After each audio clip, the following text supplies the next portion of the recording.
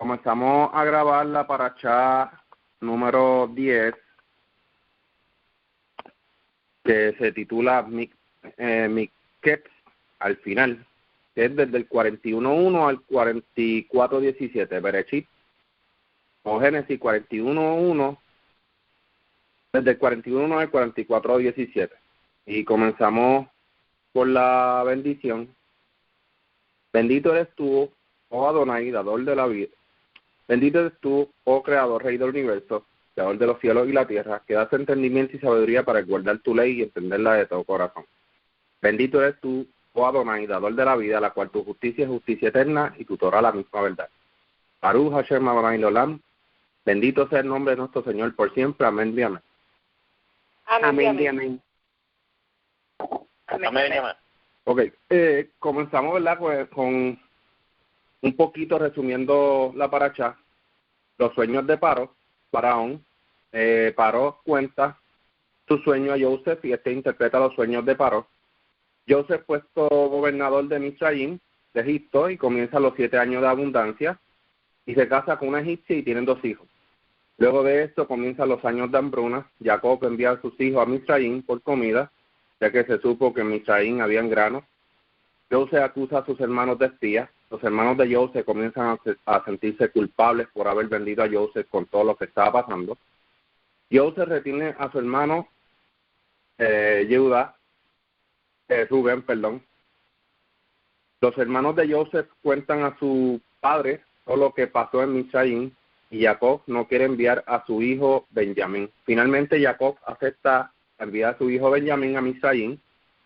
Joseph reconoce a Benjamín y decide hacerle una y última prueba. Benjamín es acusado de robo. La copa real es hallada en el saco de Benjamín. Todo bajo el plan de Joseph para ver, ¿verdad?, a su padre. Es así como comienza y termina esta parashá. Nos integramos, ¿verdad?, un poco en el comienzo. Nos fijamos que Faraón soñó 2 veces el mismo sueño sobre la abundancia y sobre la hambruna. Es decir, los 2 sueños eran uno mismo, pero bajo diferentes estructuras, aunque sí tenían que ver con el mismo significado. Gracias al copero que recordó a Joseph como le explicó su sueño, Joseph sacado de prisión, y a pesar de que Paró tenía sus adivinos y hechiceros, pero no hubo ninguno de los suyos que pudiera interpretar su sueño. Joseph, quien le deja claro a Faraón, que es quien el Creador lo utilizará para darle una respuesta satisfactoria sobre sus sueños. Y le explica que sus sueños, a pesar de que fueron distintos, era uno solo. Interesante que Joseph le dice a Faraón, ¿verdad? Así me dice Elohim, o sea que Elohim era el que le iba a dar la respuesta a Joseph y Joseph era el que le iba a decir a Paró. En ningún momento vemos que Joseph se atribuye como que él solo esa intérprete. Seguimos con la ronda con Eric. Adelante, Eric. Gracias. Sí, todo esto empieza en capítulo 41, ¿cierto?, donde por los sueños de Paró. Y claro, es interesante cómo el Eterno va actuando, digamos, a través de incluso de otras personas para que al final todo esto termina en ayudar a su pueblo de Israel, que estaba recién comenzando, porque su pueblo de Israel iba a llegar el padre de José, de Joseph, iban a llegar sus hermanos y todo esto el Eterno ya sabía que iba a suceder porque Joseph había tenido unos sueños de que sus hermanos se inclinaban ante él. Y el Eterno también le dio ese don para interpretar los sueños a Joseph, precisamente para que se cumplan todas estas premoniciones. Son como profecías. También vemos el caso de la prueba después que le hace Joseph a sus hermanos para ver si han cambiado. Y efectivamente habían cambiado, ellos eran honestos, se cuidaban las espaldas, por decirlo de alguna forma, ¿cierto? Y ellos se habían arrepentido de haber tenido envidia de su hermano, eso era lo que él quería ver. Y al final terminan todos juntos y felices. Ese es como como un cuento que parte con una intriga, es como una teleserie prácticamente. Bueno, hay otros detalles que quiero hablar más adelante, pero sigamos con la línea. Gracias, Eri, por el aporte. Oye, quería mencionar algo claro aquí, que qué cosa, ¿verdad? Que aquí el copero, cuando está delante de Faraón, el copero le dice, oye, había un esclavo, había alguien preso, hebreo. O sea, que el Creador le dio un espíritu de entendimiento a ese copero, porque si no es por el copero, Joseph no sale de allí. Así que todo esto era como un plan que el Creador tenía, ¿verdad? Oculto, claro. Lo sabemos porque luego lo leemos y nos damos cuenta, pero que aún así el Creador va trabajando en esta gente, a pesar de que ellos tenían sus costumbres. El Creador, ¿verdad? Es el dueño de todo, y como Él trabaja en las vidas de cada uno para que ese propósito se cumpla. Así que seguimos con la ronda con Ilian. Adelante, Ilian. Sí, quería también añadir que es bien interesante que no solamente en Egipto hubo hambruna, esos sueños que tuvo el faraón eran un presagio, ¿verdad? Una visión de algo futuro, pero para muchos pueblos que habían también alrededor de Egipto, ¿verdad? De los pueblos que estaban alrededor de Egipto, porque se sabe que los hermanos de Joseph llegaron de Canaán hasta Egipto, porque ya desde allá se estaba sintiendo la hambruna. Así que ese sueño que tuvo Faraón no solamente estaba envuelto el pueblo egipcio, sino también otros pueblos alrededor de la zona, ¿verdad? Alrededor de Egipto, que iban a sufrir esa hambruna. Otra cosa que quería mencionar es que sí, que es bien interesante cómo Joseph pone a prueba a sus hermanos y se ve en un principio un poco de, ¿verdad?, que se guarda un poco de resentimiento de parte de Joseph hacia sus hermanos, porque pues es lo humano, lo lógico, ¿verdad?, después del acto tan cruel que tuvieron los hermanos contra él, guardar ese resentimiento, pero vemos que a Joseph se le ablanda el corazón al verlos a ellos como mostrarse de una forma distinta, con un comportamiento distinto. Vemos también cómo él se preocupa por preguntar por su hermano, ¿verdad?, de parte de madre y padre, Benjamín, y es bien interesante cómo, ¿verdad?, cómo esa reconciliación se da por parte de ellos, ¿verdad?, por un propósito más grande. Otra cosa también bien interesante es que vemos que todo esto tiene un propósito, y es que la familia de Joseph, ¿verdad?, de Jacob, lleguen a Egipto allí. Todavía, ¿verdad?, para ese momento todavía no eran un pueblo, eran una familia numerosa, pero no eran un pueblo. Y vemos que yo creo que el Creador va encaminando todo este propósito, ¿verdad?, que tenía con Jacob, para llevarlos hasta allí, para hacerlos convertirlos en un pueblo numeroso. También vemos que el Creador también prospera a los egipcios, al pueblo egipcio. O sea, el Creador puede prosperar también otra nación que no sea Israel para algún propósito. En este caso, en este relato, vemos que el Creador cuida y prospera a Egipto por el propósito de cuidar a la familia de Jacob, ¿verdad?, a esta familia especial que tenía un propósito más adelante de convertirse en el pueblo del Creador. Y nada, hasta aquí, ¿verdad?, quería añadir esto. Gracias, Ilan, por el aporte. Seguimos con la ronda con Minerva. Adelante, Minerva. Sí, pues en esta paracha verdaderamente hay mucha, como dicen en el lenguaje, mucha tela que cortar, ¿no? Aquí vemos más bien la vindicación de Joseph, más o menos la continuación de la historia, es como una soap opera del capítulo anterior que pasa en este capítulo. Y vemos a un Joseph que sigue en la cárcel, aproximadamente han pasado 10 o 12 años. Él llega a Egipto de 17.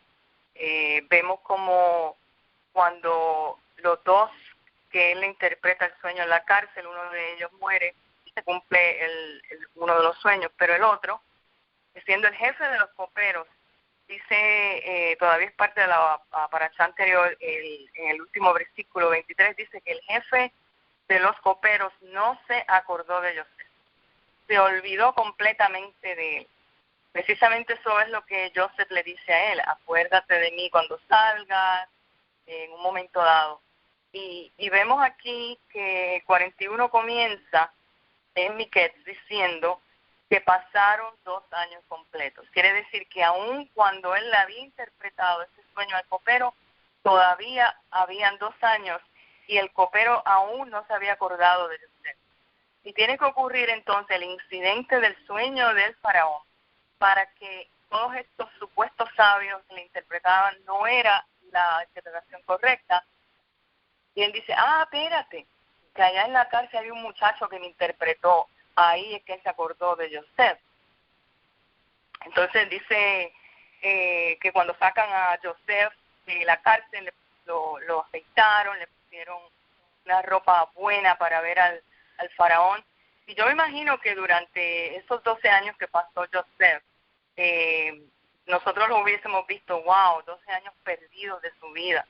Pero sin embargo, el Eterno estaba con él, seguía con él. Quizás lo guardó en esos 12 años para este tiempo que verdaderamente él iba a ser revelado.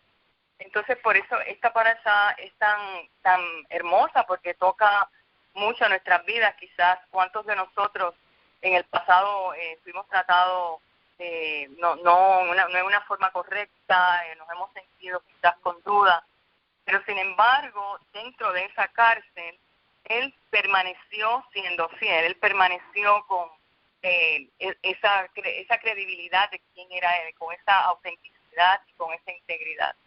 Entonces, vemos aquí un Joseph, que se mantuvo íntegro y se mantuvo justo delante del Creador.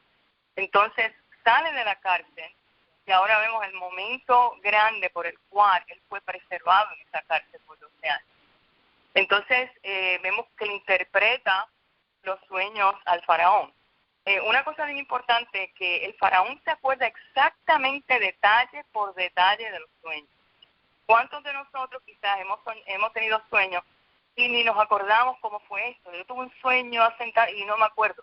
Pero muchas veces los sueños, yo te diría la mayoría de las veces, son revelaciones que vienen a nuestra vida, son cosas que tenemos en nuestra vida espiritual, que si nosotros de verdaderamente las entregamos al Creador, Él nos daría la interpretación de cada sueño para verdaderamente entonces alinear nuestras vidas con lo que el Creador quiere. Pues hasta aquí yo creo que todavía falta bastante hasta llegar a los sueños del faraón y lo que ocurre luego que él interpreta los sueños. Y creo que ya ahí empieza completamente, se expande completamente la historia completa para el pueblo de Israel. Gracias. Gracias, Minerva, por el aporte.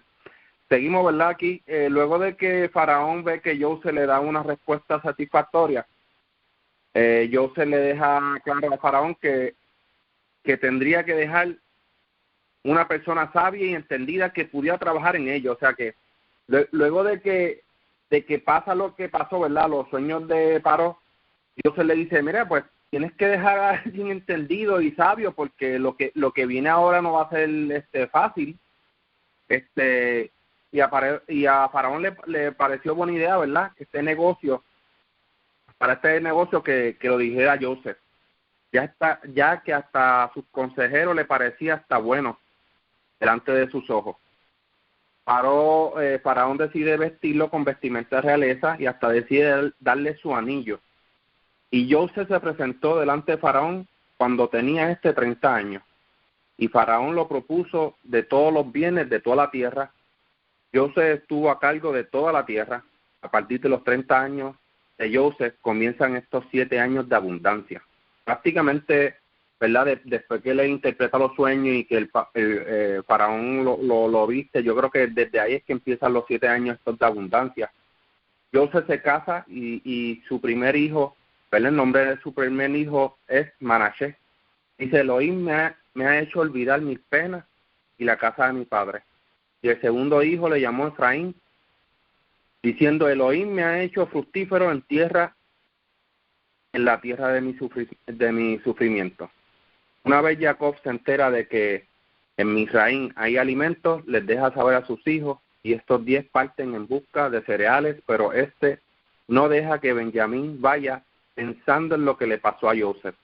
Interesante, ¿verdad?, que cuando Jacob envía a sus hijos, que empiezan los 7 años de hambruna, no envía a Benjamín, se queda Benjamín pensando en, ¿verdad?, según el relato, nos dice que es pensando en lo que le pasó a Joseph. O sea, no vaya a ser que también este hijo, como que el otro hijo deseado muera, porque ya él tenía por hecho de que Joseph había muerto.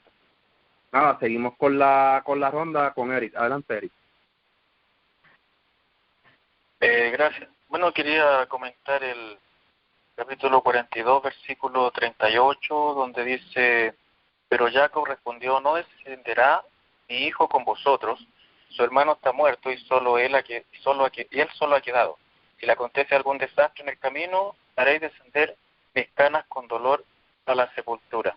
Bueno, acá en el hebreo dice Seol o Sheol. Y es interesante que Jacob tenía súper claro que Sheol no es un lugar donde las personas sean torturadas eternamente o donde estén unas entidades rebeldes así con un tridente, como se menciona quizás en algunas otras culturas, en algunas otras creencias, digamos, interpretaciones religiosas. El Sheol simplemente es una sepultura, tal como está traducido correctamente en la mayoría de las Biblias. En otras dice Seol simplemente, pero no es un lugar de tormentos, sino que es un lugar donde descansa, es la sepultura donde descansa el cuerpo, donde el cuerpo se descompone. Y lo que vuelve, como lo vimos en una conferencia anterior, lo que vuelve al Eterno es el Ruach, el Espíritu, vuelve a Dios que lo dio, como dice en Eclesiastés 12:7. Bueno, eso quería comentar por ahora. Gracias, Eric, por el aporte.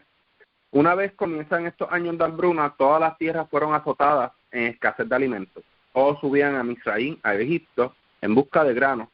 Los mismos del pueblo de Egipto clamaban a Faraón sobre más comida, a lo que Faraón les deja saber que Joseph es quien controlaba los depósitos, los cuales habían recolectado en los tiempos de abundancia.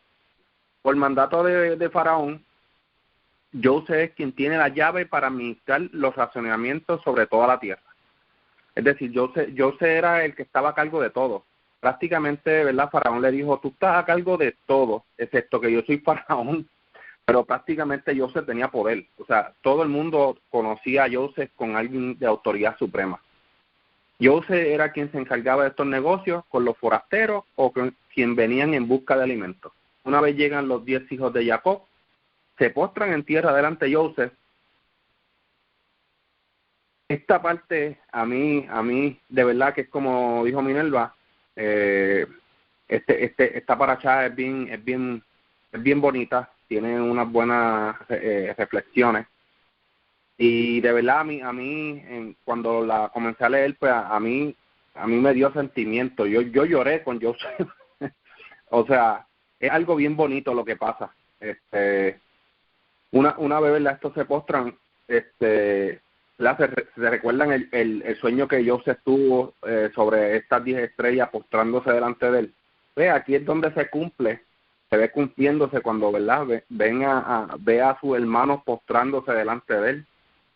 A pesar de eso, Joseph se mantiene firme y recto. O sea, su postura su postura es firme delante de ellos. A pesar, ¿verdad?, que tenía un corazón, Joseph ya lo había reconocido. Aunque es algo como fuerte porque son sus hermanos. Me imagino que Joseph también pensó, wow, lo que me hicieron y mira dónde, o sea, ya yo tengo, o sea, soy una persona ya adulta, madura, mira cómo la vida se torna a favor, ¿verdad?, mío con lo que le conté.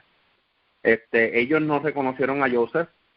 Esto se debe también, ¿verdad?, que Joseph también tenía estas vestimentas de los egipcios, o sea, me imagino que estaba a lo mejor maquillado o algo. Y ahí es donde empiezan las acusaciones de parte de Joseph, dándole a entender que ellos eran espías y querían espiar la tierra para sabotaje. Aunque ellos fueron con la verdad y le contaron según cómo era todo, Joseph le hizo pasar unas jugadas para traer a su hermano, Benjamín, lo cual era de la misma madre y del mismo padre. Yo creo que sí, a pesar de todo lo que pasó, ¿verdad?, Joseph empieza a como que a acusarlos de todo esto, y todo era para, ¿verdad?, un plan que tenía, y esto venía por parte del creador. Así que es una historia bastante interesante. Seguimos con la ronda con Ilian. Adelante, Ilian. Sí, es bien interesante que Jacob tiene una actitud todavía de favoritismo y ese favoritismo se lo pasa a Benjamín. Es como que se sigue viendo el amor y el cuidado que tiene con los hijos de la mujer amada, ¿verdad? Y vemos que en esta parte pues los hermanos no tienen celo de Benjamín como lo tenían con Joseph. Me imagino que Jacob tuvo más cuidado con Benjamín, de no enviarlo a espiar a sus hermanos, etcétera. Otra cosa que quería, ¿verdad?, mencionar desde mi punto de vista es que cuando los hermanos de Joseph llegan allí y se arrodillan frente a él, yo creo que eso fue como una revelación, pero no para los hermanos en ese momento, sino para el mismo Joseph. Me imagino que fue un momento bien, no sé, me imagino que tuvo sentimientos encontrados cuando los vio a sus hermanos postrarse y recordar ese sueño que tuvo de su juventud. Otra cosa que quería mencionar que es bien interesante y es algo que debemos de aprender de Joseph, es que Joseph, a pesar de que todos los sucesos que a él le pasaron fueron de joven, de adolescente, y llegar a esta edad de adulto con tanto poder, y vemos que Joseph, en todo el transcurso de todos los sucesos negativos que le pasaron, Joseph era una persona bien resiliente. Era una persona que tomó todos estos procesos, todos estos cambios, todas estas experiencias de una manera positiva, sin perder la fe en el Creador.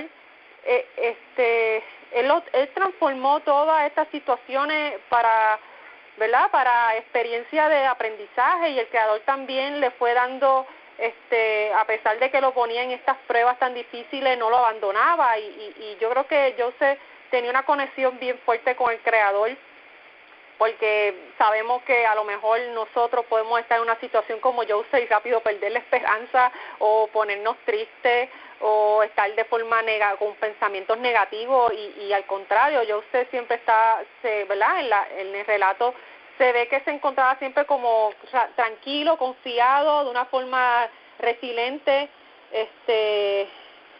y es bien, yo creo que es algo que es bien interesante que debemos de aprender de este relato y de Joseph. Otra cosa que quería mencionar también bien interesante es cómo el faraón le pone en manos de Joseph todo. Él le dice, prácticamente Joseph era faraón para ese entonces, porque él era el que mandaba, él era el que administraba todo, y yo creo que en parte fue porque el faraón vio mucha inteligencia, mucha sabiduría en él. Dijo, espérate, esta persona pudo interpretar mi sueño, no, ¿por qué pone la otra persona si él fue el que lo entendió? O sea, así mismo como entendiste mis sueños, así mismo vas a poder entender y saber cómo solucionarlo y cómo hacer que podamos sobrellevar, ¿verdad?, esta hambruna, estos años. Y yo creo que eso es una de las cosas por qué el faraón le da tanto poder a Joseph, y obviamente pues detrás de todo esto está el Creador. Otra cosa que quería mencionar que trajo Minerva fue lo del copero, que sí, el copero fue bien ¿cómo decirlo?, malagradecido, en el sentido de que se olvidó de Joseph hasta que, ¿verdad?, hasta que pasa lo de los sueños de Faraón, que ahí es que como que lo recuerda, y no nosotros no deberíamos de copiar ese ejemplo del copero, y siempre recordar cuando una persona nos hace un favor o nos hace un bien, siempre mantenerlo en recuerdo hasta devolverle ese ¿verdad?, ese gesto. Y nada, hasta el momento eso es lo que quería añadir. Gracias, Ilan, por el aporte, y recordar, ¿verdad?, que como el creador andaba con Joseph, todo era próspero a Joseph. A pesar de que el copero tardó en reaccionar, el creador estuvo a favor, ¿verdad?, con el tiempo a favor de Joseph. Es decir, Joseph por eso actúa de una manera serena y tranquila, a la misma vez, dolido por todo lo que pasa y al ver sus hermanos, pero él mantiene todo porque sabe que el creador le ha dado todo, y él sabía que este poder, a pesar de que Faraón se lo había dado, sabía que detrás de todo eso estaba el creador. Así que por eso es que Joseph, con este nivel de entendimiento y sabiduría, él puede manejarlo todo, y se ve una persona madura, se ve una persona capaz de poder hacer tantas cosas, que lo vamos a ver más adelante cómo es que él hace que estos hermanos se lleven lo que se lleven, el tipo de maña que utiliza Joseph para atraer a su padre, que es bastante interesante. Seguimos con la ronda con Minerva. Adelante, Minerva. Sí, quería comentar aquí en el capítulo 41, el versículo 41 dice, el verso 41 dice que entonces el faraón le declaró formalmente a Joseph que pongo a cargo de toda la tierra de Egipto. Cuando entonces el faraón sacó su anillo de su propia mano y lo puso en la mano de Joseph y lo hizo vestir con las más finas prendas de lino y puso un collar de oro alrededor de su cuello. O sea que lo que estaba en la cárcel, aquella persona que nadie se acordaba, entonces el Creador lo sube espiritualmente hablando, porque pudo interpretar los sueños del faraón. Entonces, aquí yo puedo ver que Joseph estaba en un nivel espiritual bien alto, porque para soportar todo eso, como es la palabra que utilizó Díaz, resiliencia, para soportar todo eso, tener esa resiliencia y entonces tener esa madurez espiritual de interpretar exactamente el sueño del faraón, se necesita de verdad un nivel espiritual, y no solamente una fe, sabiendo que todo viene por la mano del Eterno, que todo es creado por el Creador, que es un programa divino, hay un plan divino en todo esto. Entonces, en el 44, el faraón le dijo a Joseph: yo soy el faraón, sin tu palabra ningún hombre levantará una mano o un pie en todo Egipto. O sea, que le da fuerza a la palabra de Joseph, sin tu palabra. El 45 dice: el faraón le dio a Joseph el nombre de Safnat Paneah, que lo que realmente quiere decir ese nombre, estaba leyendo yo aquí, muchas autoridades, lo que significa es dador de vida. A muchas autoridades exponen, es una traducción hebrea del nombre egipcio que se le dio, que significa revelador de secretos, y en egipcio Safnat, que significa net, habla, en letra minúscula el Dios habla, y Panea es Pa'anaf, que significa la vida. O sea que hasta el nombre se le cambia a Joseph en Egipto. Entonces, hablando de los nombres, en ese mismo capítulo 41, en el verso 50, dice que Joseph tuvo 2 hijos antes de que llegaran los años de la hambruna, que le nacieron de Asnat, que es la hija de Potifar, sacerdote de On, que había tomado por esposa, y llama a su primogénito Manashe, que quiere decir: porque Elohim me ha hecho olvidar todas mis aflicciones. O sea, aquí la importancia del nombre otra vez, incluso la casa de mi padre. O sea, que el primer hijo, que el primer fruto que sale olvidó toda esa ofensa, olvidó todas esas aflicciones. Y el segundo lo llama Efraín porque Elohim me hizo fructífero en la tierra de mi sufrimiento. O sea, ya el fruto lo vemos así en sus hijos. Entonces luego de eso en el 42 vemos cómo Jacob, no se le llama Israel, sino dice que Jacob se entera de que en Egipto había provisiones y entonces le dice a sus hijos, ¿y por qué fantasean? He oído que en Egipto hay provisión, explicó, pueden ir allí y comprar alimentos. O sea, aquí ahora las dos vidas, la de Joseph en Egipto próspero y un Jacob que le dice a sus hijos, ¿por qué fantasean? Vayan allá. O sea, como todos estos eventos se van hilvanando divinamente orquestados por el mismo Creador para levantar este pueblo.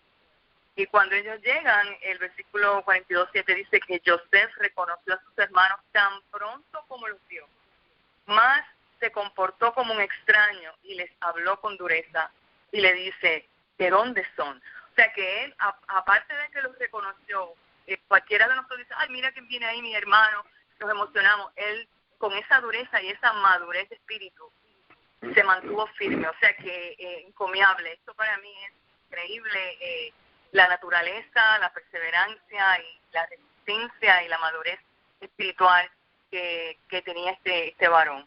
Pues hasta aquí yo quería compartir más o menos eso. Gracias. Gracias, Minerva, por el aporte.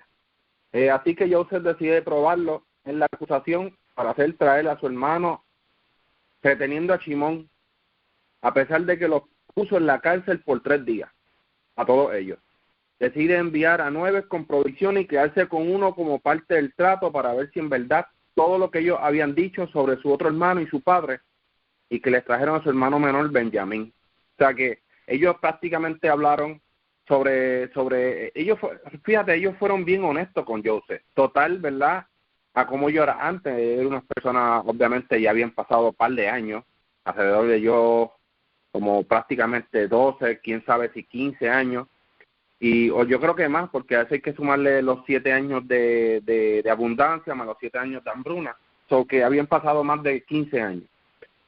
Como ellos, ¿verdad? Le habían contado todo a Joseph. Incluso Joseph corroboró que todo eso fuera real, porque Joseph también seguía como que preguntando, ¿y su padre vive? Y él o sea, hasta que cuando ellos van, ellos se sorprenden como que, mira, esta persona estaba tan interesada en nosotros que nos preguntó hasta por ti. Tú sabes, qué cosa bien extraña. A pesar de que Joseph le hablaba fuerte, su corazón lloraba de alegría y tristeza por todo lo que estaba pasando y lo que sus hermanos estaban hablando. El Creador le da una lección a sus hermanos por medio de Joseph, ya que estos estaban atemorizados con todo lo que estaba pasando, las acusaciones, el dinero que Joseph les puso, porque en realidad ellos fueron a comprar grano y resultó ser que Joseph les pone el dinero nuevamente sin que ellos supieran. Y cuando estos llegan, estos se querían morir al ver el dinero devuelto y comienzan a contarle todo a su padre. La verdad es que esto es un relato, ¿verdad? Para reflexionar. Jacob, al escuchar todo lo que estos estaban contando, lamenta mucho el que ellos hayan dado tanto detalle de su hijo.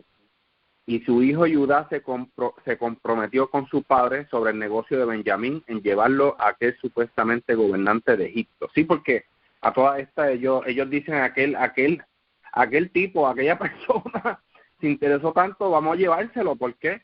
Bueno, que preguntó acerca de su familia con lujos de detalle. Qué sorpresita. Jacob acepta y decide hacer regalos de lo típico de la tierra de Canaán. O sea que, adicional a eso, a todo lo que pasa, Jacob le dice, mira, pues llévale el dinero que te puso, más llévale más dinero y le va a llevar también lo típico de esta tierra. Así que es un relato, ¿verdad?, bastante extraño. Seguimos con la ronda con Eric. Adelante, Eric. Gracias. Sí, bueno, quería ir acá al 41, capítulo 41, bueno, versículo 44, y dice, dijo Paró a José, o a Joseph, dijo, yo soy Paró, y sin que ninguno alzará su mano ni su pie en todo Egipto. Y Paró llama a José Samnapanea, bueno, esto ya lo leyeron, pero lo que quería destacar que acá dice que le dio por esposa a Senat, hija de Potifera, sacerdote de On. Esta señora después pasó a ser la madre de Efraín y Menashe, y sus hijos eran considerados parte de Israel, eran israelitas, y sin embargo esta mujer era hija de un sacerdote pagano. Entonces, eso, cierto, a nosotros nos muestra, nosotros que somos del judaísmo caraíta, nos muestra, es una de las razones por las cuales nosotros entendemos que que el judaísmo se transmite por la vía del Padre. Otro detalle interesante, cambiando un poco el tema, es el capítulo 42, versículo 21, donde dice, y se decían el uno al otro, verdaderamente hemos pecado contra nuestro hermano, que vimos su angustia cuando nos rogaba y no le prestamos atención, por eso nos ha venido esta angustia. O sea, aquí también yo veo algo que comentamos en un capítulo anterior, que es como que lo bueno o lo malo que hacemos como que se retorna en esta misma vida, sino que si nosotros tenemos una actitud mala hacia una persona, en esta misma vida se nos puede volver una angustia o podemos tener un sufrimiento semejante. Por lo menos esa era la creencia aquí de los patriarcas. Dice, por eso nos ha venido esta angustia, dice. Y 22, dice, entonces Rubén respondió, no, dije yo, no pequéis contra el joven, no escuchasteis. Ahora se nos demanda su sangre. Tenemos que tener cuidado con la culpa de sangre. Esta culpa de sangre puede ser que nosotros tengamos algún grado de culpabilidad, tanto no solamente asesinar a alguien, sino que también hay una culpa si nosotros le hacemos bullying a una persona, por ejemplo. Eso no se hace porque se causa un sufrimiento, una angustia, y nosotros no queremos que nos traten así. Un bullying o ser un cómplice de un bullying. Entonces, si yo veo que le están haciendo bullying a alguien, yo tengo que, si esa persona es débil, si yo veo que está sufriendo, yo creo que lo ideal sería tratar de frenar esa situación, ponerle un freno y para que la persona no siga siendo maltratada. Y yo pienso que todo esto, tal como aquí los patriarcas creían que lo malo que podemos hacer, si participamos en algo malo, eso se puede devolver. Bueno, ese es mi comentario por ahora. Sigamos con la ley. Gracias, Eric, por el aporte. Sí, estoy totalmente de acuerdo con lo que estaba comentando Eric. Ellos hicieron cargo, ¿verdad?, de esta culpa. Hablaron de sangre, de verdad, como que la sangre de nuestro hermano. Es decir, no sabemos qué pasó con él. O sea, ellos no supieron qué pasó con él. Se pudo haber muerto, después que lo vendieron, pudo haberle pasado un montón de cosas, así que ese cargo de conciencia de lo que le habría pasado, ellos se la achacan como que mira lo que hicimos nosotros. No necesariamente tenga que ser en el acto, sino también en futuros eventos que tú no vayas a saber que haya pasado. Pero por esa mala jugada que ellos maquinaron contra él, es que le vienen estos pensamientos a ellos. Y sí, son datos bien interesantes de traerlos. Así que seguimos con la ronda con Ilin. Adelante, Ilin. Sí, es bien importante recalcar lo que acaba de mencionar Eric, de que el hecho de que los hijos de Joseph, ¿verdad?, fueran considerados también, ¿verdad?, contados como tribu, y ver que es un hecho contundente de que el linaje es de forma patrilineal. Este relato es uno de los facts, check fact, de que es así, de que así es que se hereda el linaje por parte del padre. Otra cosa que quería mencionar también es que vemos que también lo mencionó Eric, vemos que ellos no culpan cuando ellos ven que le está pasando toda esta situación, que caen en tiempo y recuerdan lo que le hicieron a su hermano y dicen como que ciertamente hemos pecado y estamos recibiendo nuestro castigo. Y vemos que ellos no le echan la culpa a nadie, o sea, ellos saben que el castigo proviene del Creador por su justicia, y ellos reconocen que habían hecho mal en ese entonces y reciben el castigo con humildad, ¿verdad?, porque saben que en algún momento ellos iban a ¿verdad? A recibir ese juicio por parte del Creador por el mal que hicieron. Otra cosa que quería mencionar era que ellos dan su palabra, o sea, Joseph fue bien astuto, bien inteligente en quedarse con uno de los hermanos para poder ver a su hermano, porque él decía, si no hago esto ahora, nunca más los voy a ver, quizás nunca los veré, y pues planea todo este plan, ¿verdad? Para inculparlos a ellos de engaño, de robo, meter a uno de ellos preso, hacer que fueran y buscaran a su hermano menor para poderlo, ¿verdad?, tener cerca. Y creo que Joseph fue siempre bien inteligente, bien audaz, cuando planeó todo esto, y que ellos en todo momento, enajenados de que era su hermano, cayeron, ¿verdad? Otra cosa también que quería mencionar es como Jacob reacciona ante toda la situación de una forma bien honesta. Se veía que era un hombre de palabra, un hombre de justicia, un hombre temeroso del Creador. Yo creo que por eso es que el Creador lo veía con buenos ojos, porque era un hombre justo, y eso es lo que al Creador le agrada. Nada, creo que eso es lo que quería mencionar por ahora. Gracias, Ilan, por el aporte. Sí, vemos y podemos aprender que Jacob pasa una serie de eventos que lamenta, y a pesar de todo esto, al final, ¿verdad?, por decir así, del cuento, el relato, mejor dicho, vemos cómo Jacob es recompensado. El Creador escucha, ¿verdad?, y hace según lo que es justo también, y según el plan que tiene para su pueblo, y en base a esto yo creo que Jacob también, ¿cómo decir? No que coja una lección a través de esto, pero es una enseñanza por lo que hace con su hijo Joseph, ¿verdad? Todo lo que le está pasando. Yo creo que son lo que él pasó fue un sufrimiento enorme, y lo que viene a pasar en acontecimiento con Benjamín también es otro dolor, como mencionó Eric. DH me va a hacer sepultar mis canas al Seol, o sea, como que este dolor, esta amargura, es algo que los hijos más amados, ¿verdad?, él los vaya a perder. Yo creo que detrás de esto hay una gran enseñanza, y es esta, que pues todos los actos que uno haga, ¿verdad?, en el tema principal, el favoritismo, teniendo uno más hijos, puede llegar a una consecuencia bien lamentable en un futuro. Así, seguimos con la ronda con Minerva. Adelante, Minerva. Sí, me llama también la atención en el mismo verso que mencionó Eric, en el 21, que ellos accedieron, los hermanos accedieron, más se decían un otro, merecemos ser castigados por causa de lo que le hicimos a nuestro hermano. Lo vimos sufrir cuando nos suplicó, pero nosotros no queríamos escuchar. Es por eso que esta gran desgracia ha venido ahora sobre nosotros.